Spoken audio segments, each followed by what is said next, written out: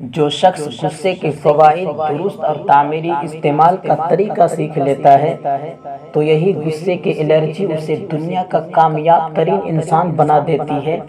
ایسا غصہ والا شخص مجھے بہت پیارا لگتا ہے۔ تم کو آتا ہے پیار پہ غصہ، مجھ کو غصے پہ پیار آتا ہے۔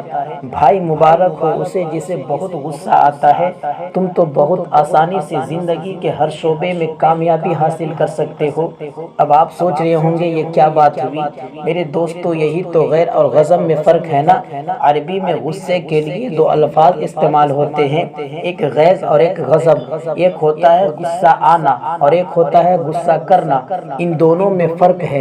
غیظ اس غصے کو کہتے ہیں جب انسان اندر ہی اندر کڑھتا رہتا ہے، یہ ایک داخلی کیفیت ہے، اور غضب اس غصے کو کہتے ہیں جس کو انسان خارج میں ظاہر کرنے کا ارادہ رکھتا ہو، یہ ایک خارجی کیفیت ہے۔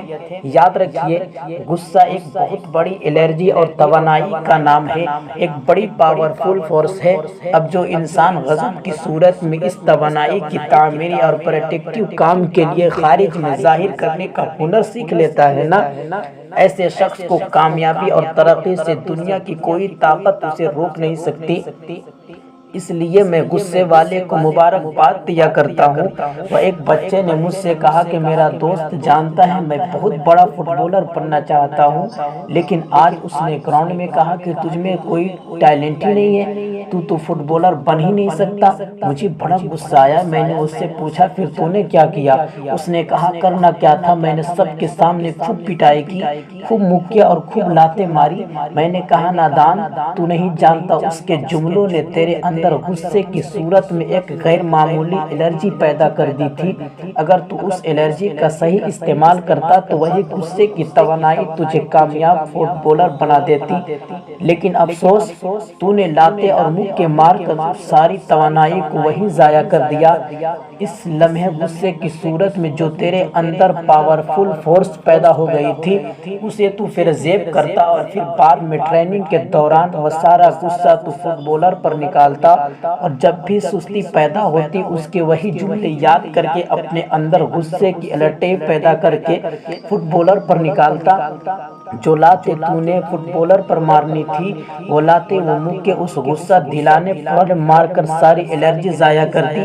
میرے دوستو اس بات کو سمجھنا، جب انسان کو کوئی غصہ دلاتا ہے تو اس کی سانس پھولتی ہے، دل کی دھڑکن تیز ہوتی ہے، اسے بہت پسینہ آتا ہے۔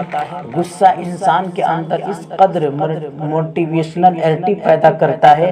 آپ نے ہمیشہ غصے کو نقصانات کو سنا ہے، آپ کو غصے سے حاصل کیے جانے والے فوائد کا اندازہ ہی نہیں ہے۔ جو انسان غصے کے الرجی کو درست استعمال کا طریقہ سیکھ لیتا ہے، ایسے غصے والے شخص کو دھوکہ دینا آسان نہیں ہوتا، وہ کبھی کسی سے دھوکہ نہیں کھاتا۔ اینگر کو مینیج کرنے کا طریقہ سیکھ لو، بس یہی غصہ تمہارے اندر ایک موٹیویشنل انرجی کا کردار ادا کر سکتا ہے۔ جس طرح پیاس پیاسے کو پانی تلاش کرنے کے لیے موٹیویشن دیتی ہے، بھوک بھوکے کو کھانا تلاش کرنے کے لیے موٹیویٹ کرتی ہے، این اسی طرح غصہ انسان کی اس قدر گول کے اچیو کرنے کے غیر معمولی موٹیویشن پیدا کر سکتا۔ بڑے مقاصد والا انسان، بڑے عہدے والا انسان اپنا سارا غصہ اپنے گول پر اتارتا ہے، غصے کی توانائی کے ذریعے اپنے گول اور اپنے مقاصد کو اچیو کرتا ہے۔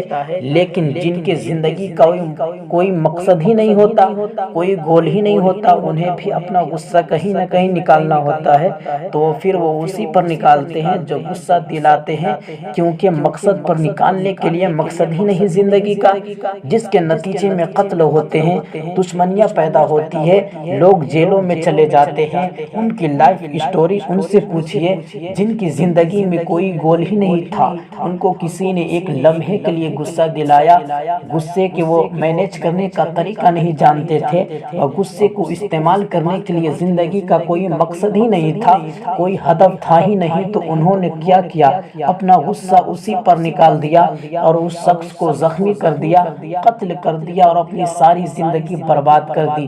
وہ ایک لمحے کی خطا تھی، وہ ایک وقت بھی دیکھا ہے، وہ ایک لمحے کی خطا تھی، وہ وقت بھی دیکھا ہے، تاریخ کی گھڑیوں نے لمحوں کی خطا کی تھی، صدیوں کی سزا پائی ہے۔